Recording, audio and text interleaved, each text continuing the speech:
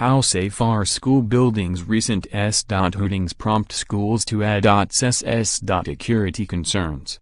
Conversations about school security have resurfaced following the recent Santa Fe, Texas, school shooting that killed 10 and injured 10 more.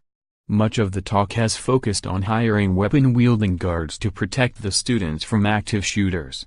In New Jersey, the talk has turned to the design of the school buildings and if something can be done to make them safer. In a letter to the school community, Rockaway Township Superintendent McGann talked of how recent tragedies are a reminder to school officials of how precious this life is and to continue to look for ways to improve security. Fortifying entrances is a good place to start, say security experts. A sequence of locked doors with an intercom system and security cameras is top priority for schools looking to tighten security. Between 1999 and 2015, the percentage of students who said their school's entrance was locked during the school day rose from 38 to 78, according to statistics from the National Bureau of Justice Statistics. Every door has a lock on it already. It doesn't even cost a penny and it is the first thing to do to fortify your building, said Christopher Wagner, Denville Police Chief.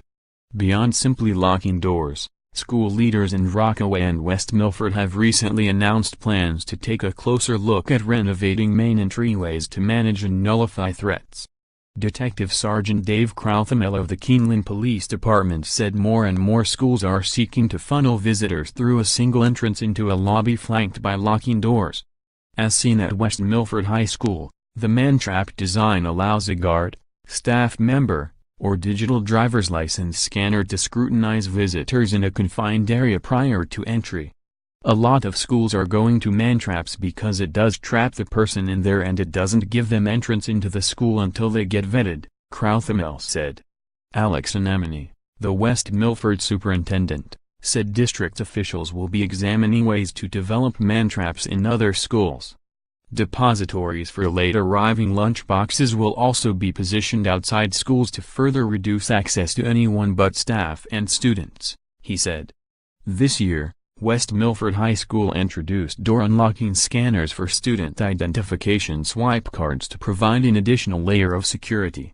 The cards are being used by students and staff to not only enter the school through the man-trap, but gain access to bathrooms, libraries, and certain classrooms, said Paul Gorski, school principal. With the majority of school shooters being current or former students, there are concerns that swipe tags and colored lanyards may be easy to copy, steal, or borrow. Intimate knowledge of a campus is also a common trait for school shooters, meaning not every dangerous situation can be thwarted at the front door. Wagner said teachers should be locking their classroom doors whenever class is in session.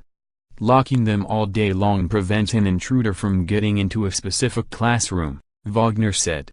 Of more than 83,000 schools surveyed in 2015 by the Bureau of Justice Statistics, more than 94% reported controlling access to the school through locked doors or other means when class is in session.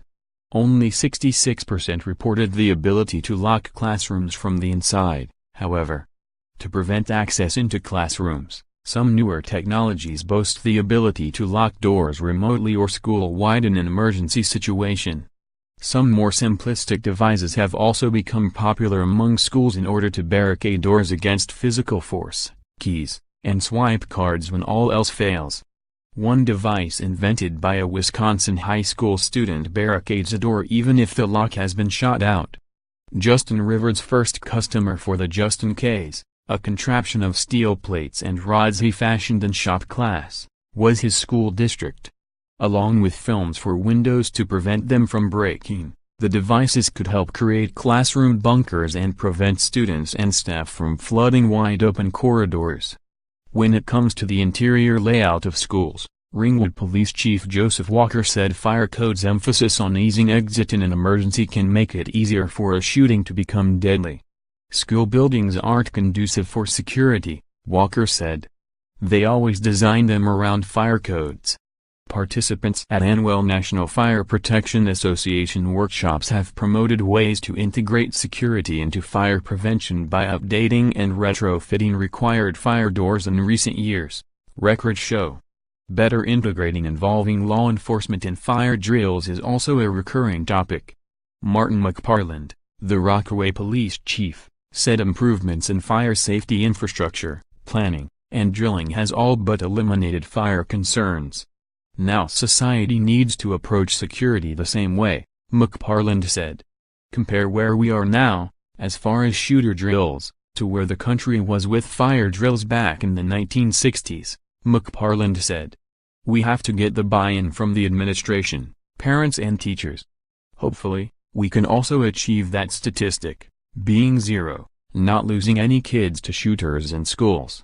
The percentage of schools with a school shooting emergency plan increased from the 79% in 2003 to 92% in 2015, according to the Bureau of Justice Statistics.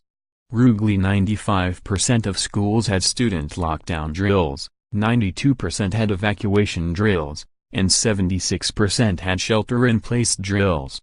From 2009-10 to 2015-16, there were 31 incidents in New Jersey involving students with firearms on campus, according to the National Center for Education Statistics. In 2013, 2.7% of New Jersey students in grades 9-12 reported carrying a weapon to school at least once in the 30 days prior to the survey, center records show. To ward off aggressors, a New Jersey School Security Task Force report released in 2015 recommended physical barriers or a security presence that can detect a threat and delay or deny unwanted access. Among its other recommendations were biometric scanners at main entrances, guard shacks at the edge of campuses, and surveillance cameras, primarily as a deterrent. From 2001 to 2015, the percentage of students who reported the use of security cameras at their schools increased from 39% to 83%. Once an active threat infiltrates a school, many districts are turning to keyless entry using keypads to allow first aid, fire, and law enforcement officials access, Crowthamel said. One keypad is fine for your home, but inadequate for a school where multiple access is needed for emergency workers and select school personnel during a lockdown situation, he said. They would need access all around, he said. While emergency response units are seeking access to clear a campus, Walker said parents will inevitably respond by mobbing the scene. A bombardment of drivers can create a larger danger, he added. To this end, Crowthamel said staging areas are needed where police can direct the flow of traffic. A space will also be needed for incident command and another for a debriefing area where those involved can go for information, he said. In school security, it may seem overwhelming when you are thinking about where to start, said Wagner. Make a prioritized list and go after the low-hanging fruit first. Follow David M. Zimmer and Gene Myers on Twitter @ZimmerNews and @MyersGene.